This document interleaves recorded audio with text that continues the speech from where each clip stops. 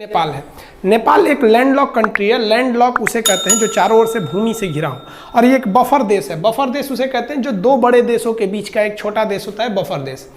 तो जब नेपाल में नेपाल पहले बहुत ही शक्तिशाली हो गया था। मुगलों के पतन के बाद नेपाल के गोरखा शासक बहुत ही योद्धा थे, वो लोग बहुत ही वीर हो गए थे। उन लोगों ने ये नेपाल की ये जो सीमा है इससे आगे निकल गए। ये क्या किए, नेपाल में इसके अलावे ये लोग सिक्किम को भी ये लोग कब्जा कर लिए। ये वाला एरिया सिक्किम है, सिक्किम को कब्जा कर लिए। सिक्किम के साथ साथ नीचे का ये तराई एरिया है, ये जो तराई एरिया है ये अवध का था, तो नेपाल के शासकों ने अवध का एरिया भी कब्जा कर लिया। फिर ये आगे बढ़ के ये कुमायूं, उत्तराखंड का इधर का एरिया है कुमायूं, कुमायूं को कब्जा कर लिया। इधर गढ़वाल को कब्जा कर लिया।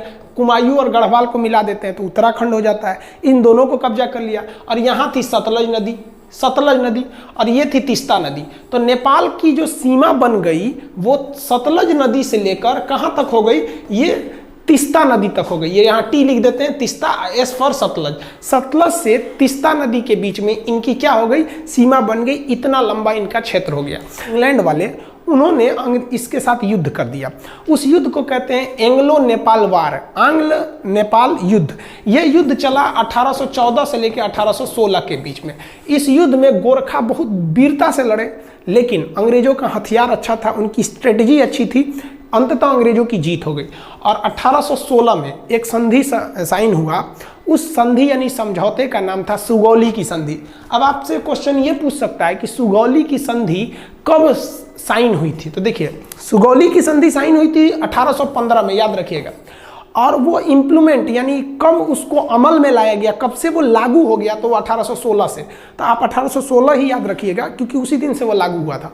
एक क्वेश्चन और पूछता है कि सुगौली कहाँ पे है, तो सुगौली बिहार के चंपारण में है। यहीं पे समझौता हुआ था गोरखा और अंग्रेजों के बीच में। इस समझौते के तहत कुछ बातें कही गई थी, उसको समझिए। इस समझौते के तहत कहा गया कि गोरखा लोगों ने जो गढ़वाल जीता है वो अंग्रेजों को वापस करे, कुमायूं वापस करे, तराई का क्षेत्र वापस करे, सिक्किम वापस कर दे। तो जब ये वापस कर देगा तो नेपाल की तो सीमा बदल जाएगी। अब सतलज से तीस्ता थोड़ी रहेगी जब ये वापस कर देगा तो।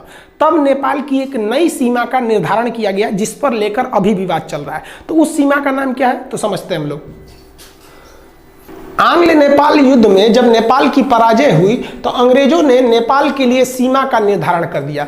उन्होंने कहा कि उत्तराखंड में जो शारदा नदी है, इसी शारदा नदी को ना नेपाल के लोग काली या महाकाली कहते हैं। तो जो महाकाली नदी है वो यहाँ से सीमा बनाएगी पश्चिम से, और इस सर में मेची नदी वो नेपाल से ही निकलती है। नेपाल का लास्ट नदी है मेची नदी।